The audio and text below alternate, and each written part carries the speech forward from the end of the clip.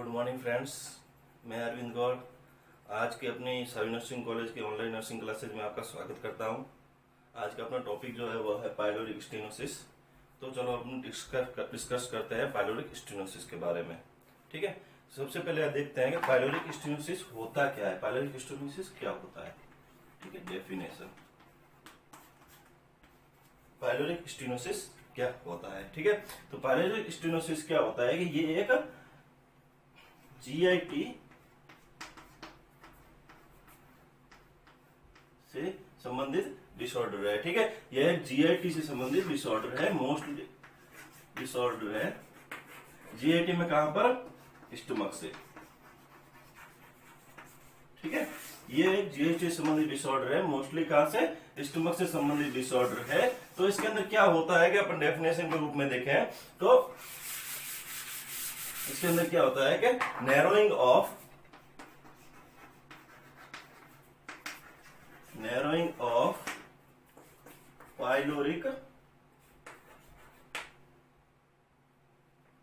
Pyloric sphincter due to hypertrophy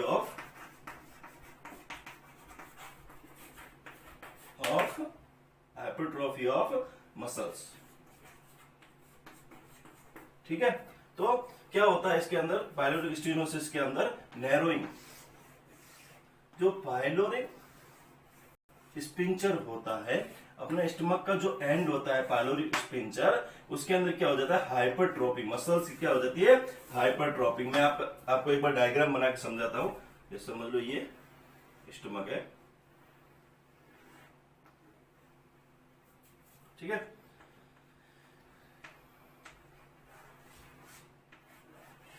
ठीक है, ये अपना जो है वह स्टमक है। ठीक है, तो स्टमक का कौन सा पार्ट पाइलोरिक स्पिंचर होता है, ये पार्ट जो होता है पाइलोरिक। ठीक है, ये पार्ट जो होता है वह होता है पाइलोरिक स्पिंचर।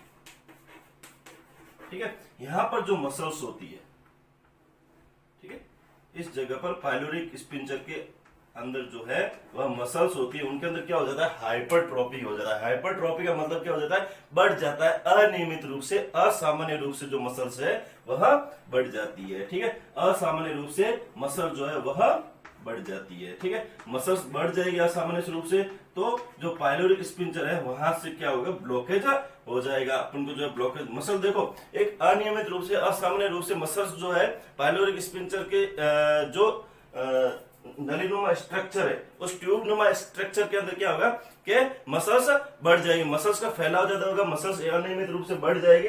तो यहाँ क्या होगा कि मसल्स जो है वह ब्लॉकेज कर देगी, और पूर्ण रूप से ब्लॉकेज नहीं करेगी, थोड़ी सी जगह रहेगी, लेकिन जो है लगभग जो है ब्लॉकेज कर देगी। ठीक है, नेक्स्ट।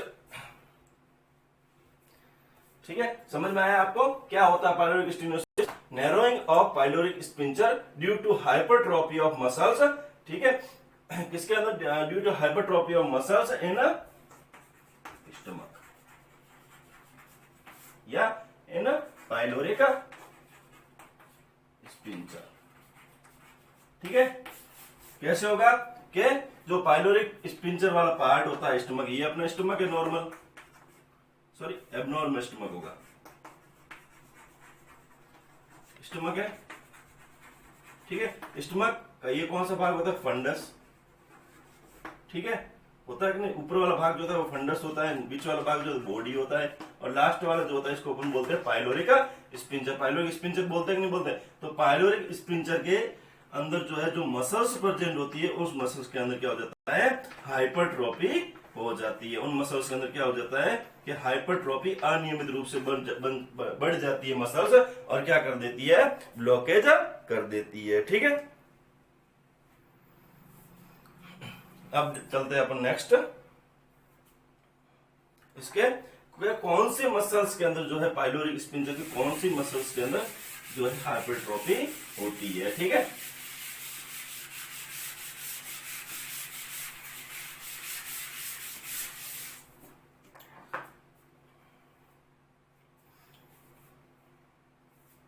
ठीक है, तो पाइलोरिक स्पिंचर के अंदर जो है वह चार प्रकार की मसल्स प्रेजेंट होती है। ठीक है, पहली मसल्स जो होती है वो होती है म्यूकोसा, दूसरी जो होती है वो सब म्यूकोसा।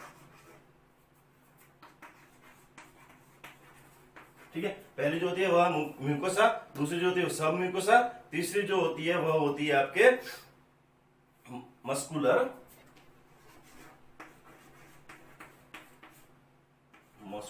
मसल्स।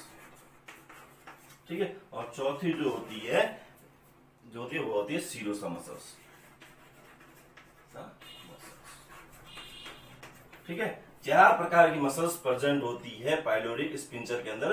पहली जो होती है म्यूकोसा, दूसरी सब म्यूकोसा, तीसरी मस्कुलर मसल्स और चौथी जो होती है वह सीरोसा मसल्स प्रेजेंट होती है। ठीक है, तो अपन जो है पाइलोरिक पार्ट के अंदर, जो पाइलोरिक स्पिंचर के अंदर जो है, या फिर पाइलोरिक स्टेनोसिस डिसऑर्डर के अंदर पाइलोरिक स्पिंचर का कौन सा मसल जो है हाइपरट्रोफी होता है, तो जो मस्कुलर मसल्स होता है।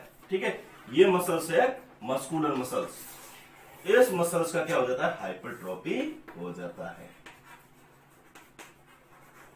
ठीक है, ये मैं जस्ट आपके नॉलेज के लिए बता रहा हूं कि यदि एग्जाम में पूछ लिया जाए कि पाइलोरिक स्टेनोसिस के अंदर कौन सी मसल्स के अंदर हाइपरट्रोफी होता है, तो आपको लिखना है मस्कुलर मसल्स जो होती है उसके अंदर हाइपरट्रोफी होता है। सर, मस्कुलर मसल्स के अंदर जो है हाइपरट्रोफी होता है। मस्कुलर मसल्स जो है अनियमित रूप से, अनियंत्रित रूप से बढ़ जाती है। ठीक है, आगे देखते हैं अपन कि मस्कुलर मसल्स जो है उसको वापस 3 भागों में डिवाइडेड किया गया है। पहला जो है वह है इनर, ठीक है, मिडल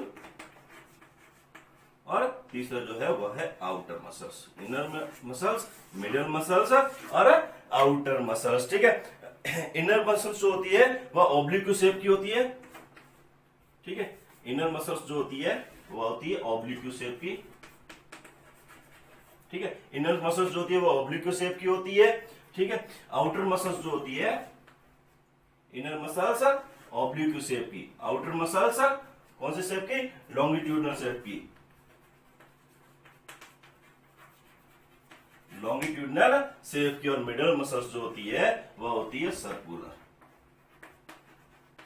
ठीक है, समझ में आ गया होगा आपको। एक बार वापस रिपीट कर लेता हूं मैं कि पाइलोरिक स्टेनोसिस, सबसे पहले तो पाइलोरिक स्टेनोसिस होता क्या है। पाइलोरिक स्टेनोसिस क्या होता है कि स्टमक का जो पाइलोरिक स्पिंचर वाला पार्ट है उसके अंदर मसल्स की हाइपरट्रोफी हो जाती है, मसल्स जो है अनियमित रूप से बढ़ जाती है। ठीक है, तो कौन सी मसल्स जो है वो अनियमित रूप से बढ़ जाती है, तो पाइलोरिक स्पिंचर के अंदर 4 टाइप की मसल्स प्रेजेंट होती है। पहली कौन सी मसल्स है, म्यूकोसा मसल्स, दूसरी सब म्यूकोसा मसल, तीसरी मस्कुलर मसल्स और चौथी जो मसल्स होती है वह होती है सीरोसा मसल्स। ठीक है, तो अब हाइपरट्रोफी इन चारों में से कौन सी मसल्स की होती है। ठीक है, तो जो म्यूकोसल मस्कुलर मसल्स होती है, मस्कुलर मसल्स की जो है हाइपरट्रोफी हो जाती है, मस्कुलर मसल्स की अनियमित रूप से बढ़ जाती है। एक बार वापस बोल रहा हूं, मस्कुलर मसल्स जो होती है उसकी हाइपरट्रोफी हो जाती है। ठीक है, आगे मस्कुलर मसल्स को वापस 3 भागों में डिवाइडेड किया गया है। पहला है इनर मसल्स, दूसरा है मिडल मसल्स और तीसरा है आउटर मसल्स। इनर मसल्स जो होती है वह ऑब्लिक्यू शेप की होती है, इनर मसल्स जो होती है वह ऑब्लिक्यू शेप की होती है। जो आउटर मसल्स होती है वह लॉन्जिट्यूडल शेप की होती है और जो मिडल मसल्स जो होती है वह सर्कुलर शेप की होती है। ठीक है, यहां तक आपको समझ में आ गया होगा आई थिंक। आगे चलते हैं अपन।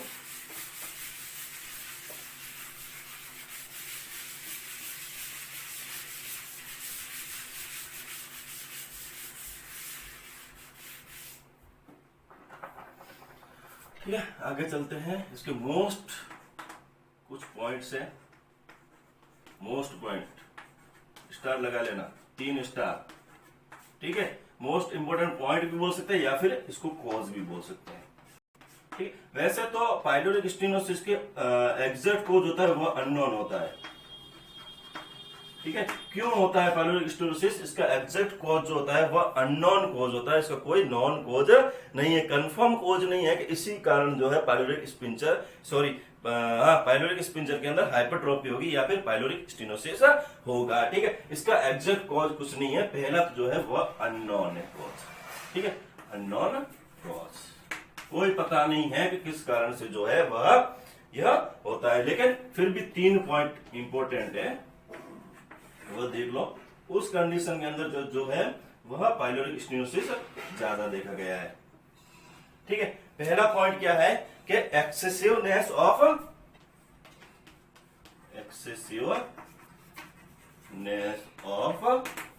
एरिथ्रोमाइसिन।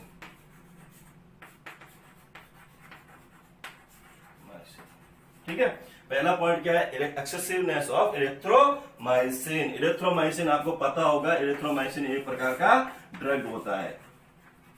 ठीक है, यदि बहुत अधिक मात्रा में, एक्सेसिवनेस मतलब बहुत ज्यादा मात्रा में यदि जो है वह एरिथ्रोमाइसिन ड्रग ले लिया है किसी बेबी को या फिर बच्चे को, अपन ने जो है बहुत ज्यादा मात्रा में एक्सेसिवनेस जो है एरिथ्रोमाइसिन ड्रग्स की एक्सेसिवनेस या फिर हाई डोज बहुत ज्यादा मात्रा में जो है अपन ने एरिथ्रोमाइसिन ड्रग्स दे दिया है बच्चे को, तो फिर उसके अंदर जो है पाइलोरिक स्टेनोसिस होने की संभावना रहती है। ठीक है, दूसरा है ब्लड ग्रुप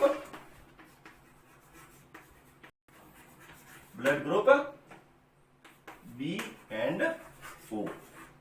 ठीक है, जिन बच्चों का ब्लड ग्रुप बी और ओ है, ठीक है, जिन बच्चों का ब्लड ग्रुप बी और ओ है उन बच्चों के अंदर ज्यादा रेशियो जो है पाइलोरिक स्टेनोसिस का देखा गया है। ऐसे बच्चे जिनका ब्लड ग्रुप बी है या ओ है उन बच्चों का जो है बहुत ज्यादा मात्रा में पाइलोरिक स्टेनोसिस देखा गया है। ठीक है, तीसरी कंडीशन जो है वह है टर्नर सिंड्रोम।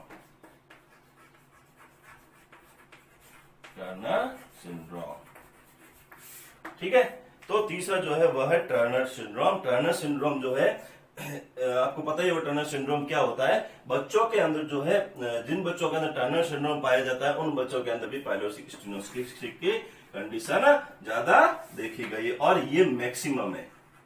ठीक है, मैक्सिमम यही देखा गया है कि पाइलोरिक स्टेनोसिस उन बच्चों को ही हुआ है जिनके अंदर टर्नर सिंड्रोम पहले से प्रेजेंट है। ठीक है, ध्यान रखना है कि वापस बोल रहा हूं कि टर्नर सिंड्रोम जो है वह मैक्सिमम, जिन बच्चों के अंदर टर्नर सिंड्रोम देखा गया है उनके अंदर मैक्सिममली जो है पाइलोरिक स्टेनोसिस भी देखा गया है। ठीक है, तो मेन पॉइंट क्या थे, पहला पॉइंट एक्सेसिवनेस ऑफ एरिथ्रोमाइसिन। ठीक है, एरिथ्रोमाइसिन ड्रग का एक्सेसिवनेस हो जाना, बहुत ज्यादा मात्रा में ले लेना, हाई डोज ले लेना, बहुत अधिक मात्रा में ले लेना। ठीक है, दूसरा जो है ब्लड ग्रुप बी और ओ। ऐसे बच्चे जिनका ब्लड ग्रुप बी और ओ है उन बच्चों में भी जो है यह पाइलोरिक स्टेनोसिस देखा गया है। ठीक है, नेक्स्ट जो है वह है टर्नर सिंड्रोम। ठीक है, ऐसे बच्चे जिनके अंदर टर्नर सिंड्रोम हुआ है उनके अंदर मैक्सिममली बहुत ज्यादा मात्रा में पाइलोरिक स्टेनोसिस देखा गया है। ठीक है, नेक्स्ट चलते हैं अपन इसके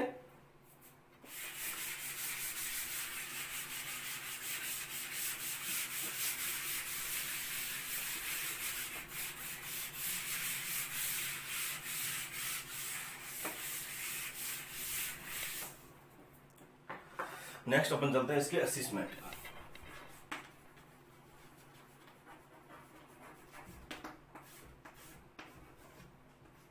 ठीक है, वन बाय वन अपन इसका असेसमेंट करेंगे। मतलब मैंने आपको पहले ही बोला असेसमेंट कैसे करते हैं कि एक बच्चा है जिसको पाइलोरिक स्टेनोसिस हो रखा है, एक बेबी है जिसको पाइलोरिक स्टेनोसिस हो रखा है। ठीक है, तो वो बेबी जो है नर्स के सामने आता है हॉस्पिटल में। ठीक है, हॉस्पिटल में वार्ड में नर्स के सामने पेशेंट आया है, उसको पाइलोरिक स्टेनोसिस हो रखा है। ठीक है, अब उस बेबी का आप जो है चेकअप कैसे करोगे, उसका असेसमेंट कैसे करोगे, आप पता कैसे लगाओगे कि उस बेबी को जो है वह पाइलोरिक स्टेनोसिस हो गया। मतलब एक आधार पर अपन बोल सकते हैं कि साइन एंड सिम्टम्स, असेसमेंट या साइन एंड सिम्टम्स या फिर क्लिनिकल फीचर। मतलब बेबी के अंदर ऐसे कौन से क्लिनिकल फीचर या साइन एंड सिम्टम्स दिखाई दे रहे हैं जिसका असेसमेंट करने के दौरान आप पता लगाओगे कि बेबी को पाइलोरिक स्टेनोसिस हो रखा है। तो सबसे पहला मोस्ट इंपोर्टेंट सिम्टम्स जो होता है वह होता है प्रोजेक्टाइल वॉमिटिंग। प्रोजेक्टाइल वॉमिटिंग, ठीक है, प्रोजेक्टाइल वॉमिटिंग। अभी देखो प्रोजेक्टाइल वॉमिटिंग होता क्या है, सबसे पहले तो अपन ये देखते हैं। ठीक है, प्रोजेक्टाइल वॉमिटिंग क्या होता है। ठीक है, तो प्रोजेक्टाइल वॉमिटिंग क्या होता है कि बेबी जो है वह फोर्सफुली, एकदम फोर्स के साथ फोर्सफुली जो है वॉमिट करता है। ठीक है, अपने बॉडी से, अपने स्टमक से ओरल कैविटी द्वारा, माउथ द्वारा फोर्सफुली ठीक है, लगभग 3 से 4 फीट 5 फीट दूर जाके उसकी वॉमिट गिरेगी, मतलब फोर्सफुली जो है बेबी जो है बच्चा जो है वॉमिट करेगा, उसे बोलेंगे अपन प्रोजेक्टाइल वॉमिटिंग। ठीक है, तो प्रोजेक्टाइल वॉमिटिंग पाइलोरिक स्टेनोसिस में कैसे होता है अपन रैशनल के साथ देखते हैं। तो देखो ये अपना है स्टमक, ठीक है, स्टमक है, ये कौन सा पार्ट है, पाइलोरिक स्पिंचर, ठीक, पाइलोरिक स्पिंचर है या नहीं, और ये क्या है, स्टमक। अब बेबी जो है माउथ के द्वारा, ठीक है, बेबी जो ये क्या है, स्टमक, बेबी जो है माउथ के द्वारा जब बेबी को ब्रेस्ट फीडिंग कराएंगे, मिल्क देंगे, ठीक है, तो मिल्क क्या करेगा कि स्टमक के अंदर जाएगा, जीआईटी के द्वारा जाएगा कि नहीं जाएगा, स्टमक के अंदर चला गया है, ठीक है। अभी यहाँ पाइलोरिक पार्ट के अंदर क्या पाइलोरिक स्टेनोसिस हो रखा है, तो हाइपरट्रॉफी हुई है मसल्स की, मैंने बोला था ना अनियमित रूप से बढ़ गई है, हाइपरट्रॉफी हुई है कि नहीं हुई है, ठीक है, यहाँ पर पूरी हाइपरट्रॉफी हो रखी है, अनियमित रूप से बढ़ गई है मसल्स, ठीक है। जो मिल्क है वो तो स्टमक के अंदर आकर इकट्ठा हो गया पूरा, ठीक है, ये समझ ले अपन 100% मिल्क, ठीक है, पूरा मिल्क बेबी जो मिल्क लेगा माउथ के द्वारा या ओरल कैविटी के द्वारा पूरा पूरा स्टमक के अंदर जाकर इकट्ठा होगा, होगा कि नहीं होगा, ओके। जीआईटी के अंदर तो कोई प्रॉब्लम है नहीं, जीआईटी ट्रैक्ट के अंदर कोई प्रॉब्लम नहीं है, तो पूरा पूरा मिल्क जो है 100% स्टमक के अंदर जाकर इकट्ठा हो जाएगा। ये क्या है, मिल्क, बेबी ने मिल्क ले लिया है, स्टमक फुल हो गया है। अभी आगे कितना जाएगा, संगड़ी गली है, ठीक है। देखो ऐसा समझते हैं कि एक गली से 50 व्यक्ति निकल रहे हैं, ठीक है, बड़ी गली है, बड़ी रोड है, उसके ऊपर से 50 व्यक्ति निकल रहे हैं, समझो, ठीक है, 50 व्यक्ति निकल रहे हैं, आगे जाके वो गली छोटी हो गई है, छोटी हो गई तो उसके अंदर वापस वो 50 व्यक्ति घुस सकते हैं क्या, नहीं घुस सकते। संकरी गली के अंदर पहले तो गली बड़ी थी, उसके अंदर 50 व्यक्ति भाग रहे थे, आगे जाकर गली संकरी हो गई, छोटी हो गई गली, तो उसके अंदर 50 व्यक्ति घुस सकते हैं क्या, नहीं घुस सकते 50 व्यक्ति। तो कैसे कैसे घुसेंगे, एक एक दो दो तीन तीन, एक एक दो दो तीन तीन घुस के उस संकरी गली को पार करेंगे। वैसे ही, ठीक है, यहाँ पर जो है मिल्क इकट्ठा हो रखा है, आगे जो है 100% कितना परसेंट जाएगा, 8 से 10%। क्यों, क्योंकि गली संकरी है, गली छोटी है, आगे मिल्क जो है जा नहीं पाएगा, तो 8 से 10% मिल्क जो है वह आगे जाएगा, कहां पर, स्मॉल इंटेस्टाइन में। लेकिन बाकी का बचा हुआ भाग स्टमक के अंदर कितने टाइम तक पड़ा रहेगा, ज्यादा टाइम तक तो नहीं पड़ा रहेगा, तो क्या होगा कि फोर्सफुली वापस बैक आएगा माउथ के द्वारा, फोर्सफुली वापस बैक माउथ के द्वारा आएगा, और बेबी को क्या होगा, प्रोजेक्टाइल वॉमिटिंग होगा, ठीक है, समझ में आया। आपको इसका एक और उदाहरण बता देता हूं मैं अपनी नॉर्मल लैंग्वेज में, ठीक है। देखो एक और उदाहरण बता देता हूं, जैसे कोई वाटर टैंक है अपना लगा हुआ, ठीक है, वाटर टैंक में यहां से नली के द्वारा या पाइप के द्वारा, ट्यूब के द्वारा अपन पानी इसके अंदर भर रहे हैं, ठीक है, वाटर टैंक के अंदर भर रहे हैं, ट्यूब के द्वारा मोटर लगाकर, ट्यूब के द्वारा मोटर लगाकर पानी अपन जो है टैंक के अंदर भर रहे हैं। यहाँ पर नल लगा हुआ है, ठीक है, नल को अपन ने क्या किया है, थोड़ा सा खोला, ज्यादा नहीं खोला, थोड़ा सा खोला, ड्रॉप बाय ड्रॉप पानी आया इतना, ठीक है। ऊपर इसके लगा हुआ है ढक्कन टंकी के, ठीक है, और कोई जगह नहीं है पानी बाहर निकलने की। यहां से मोटर के द्वारा फोर्सफुली पानी आ रहा है, फोर्सफुली पानी आ रहा है कि नहीं आ रहा है, पानी आ रहा है ना फोर्सफुली। यहां पर ढक्कन लगा हुआ है, सील पैक किया, बहुत जोरदार सील पैक किया, खुलेगा नहीं ऐसा, ठीक है। यहाँ ड्रॉप बाय ड्रॉप पानी जा रहा है, मतलब यहाँ से 100% वाटर आ रहा है और यहाँ से 8 से 10% वाटर निकल रहा है, ठीक है। टंकी जल्दी भर जाएगी, 15 या 20 मिनट के अंदर टैंक जो है वह भर जाएगा। अब टैंक 15 या 20 मिनट के अंदर भर गया समझ लो। अब भर गया तो पानी क्या होगा कि टैंक के अंदर इकट्ठा होने लग जाएगा, बाहर निकलने की जगह नहीं होगी, तो क्या करेगा, वापस इस पाइप के अंदर से जाने की कोशिश करेगा, आगे पानी आएगा ही नहीं, तो क्या होगा कि पाइप किसी भी जगह से, यहाँ से किसी भी जगह से पाइप फट गया, पूरा पूरा पानी एक बहुत प्रोजेक्टाइल रूप से, मतलब बहुत तीव्र रूप से जो है पानी नल से बाहर निकलेगा और वो पानी बहुत दूर जाके गिरेगा। ठीक है, तो प्रोजेक्टाइल वॉमिटिंग के अंदर पॉजिटिव वॉमिटिंग जो होती है, बेबी यदि साइड लाइन पोजिशन में है, ठीक है, बेबी यदि साइड लाइन पोजिशन, बेबी यदि साइड लाइन पोजिशन में 3 से 4 फीट, समझ लेना, यदि साइड लाइन पोजिशन में बेबी है तो 3 से 4 फीट दूर जाकर वॉमिट करेगा। और बेबी यदि जो है वह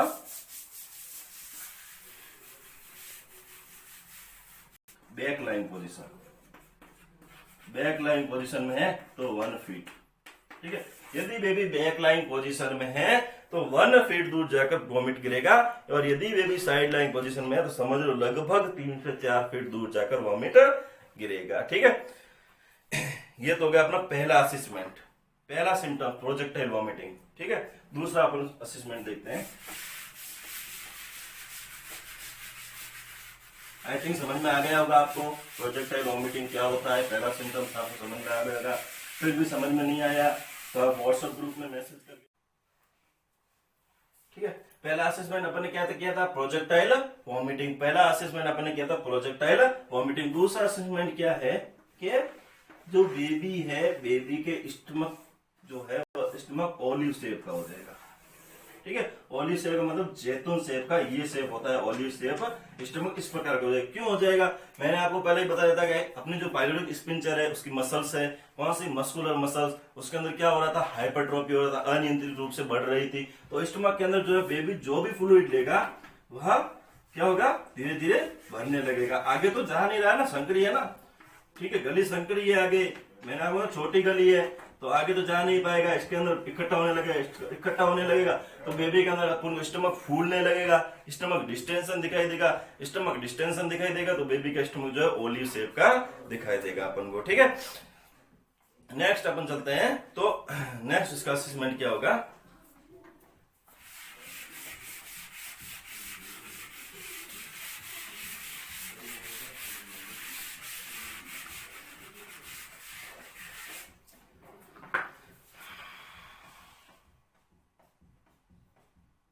ठीक है। नेक्स्ट जो होगा तीसरा असेसमेंट क्या होगा कि पेरिस्टेसिस मूवमेंट होंगे।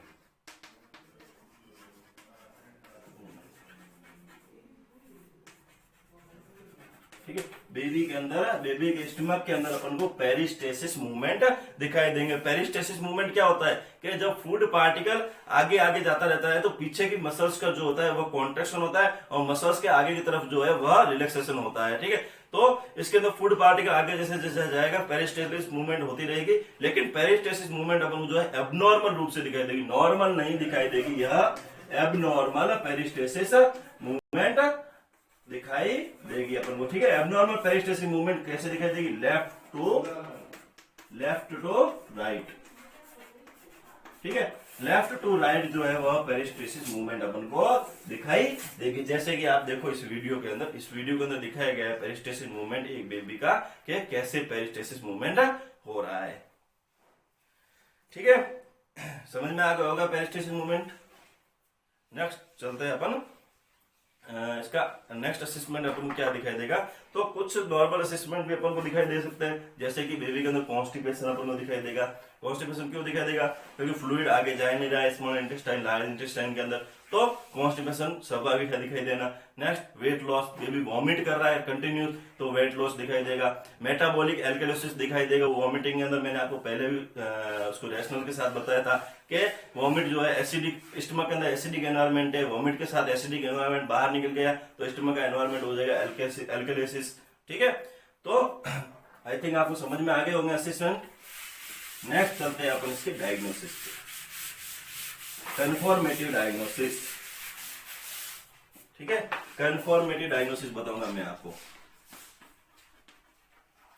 जिससे कि कंफर्म हो जाएगा कि बेबी को पाइलोरिक स्टेनोसिस है या नहीं है। ठीक है, नॉर्मली अपन डायग्नोसिस करते हैं history collection, physical examination, CBC वगैरह वगैरह, ये तो अपने डायग्नोसिस बेबी के अंदर करते ही है। कोई भी डिसीज जो फिजिकल एग्जामिनेशन, हिस्ट्री कलेक्शन, तो अपन नर्स जो है वो सबसे पहले फिजिकल एग्जामिनेशन, हिस्ट्री कलेक्शन तो करेगी ही करेगी। ठीक है, लेकिन पाइलोरिक स्टेनोसिस से कंफर्मेटिव डायग्नोसिस बता रहा हूं। ऐसे 2 डायग्नोसिस कंफर्मेटिव जिससे अपन को कंफर्म पता चल जाएगा कि बेबी को, बच्चे को जो है वह पाइलोरिक स्टेनोसिस हो रखा है। ठीक है, पहला डायग्नोसिस क्या होगा कि पहला डायग्नोसिस अपन करेंगे यूजीसी सोनोग्राफी, यूएसजी।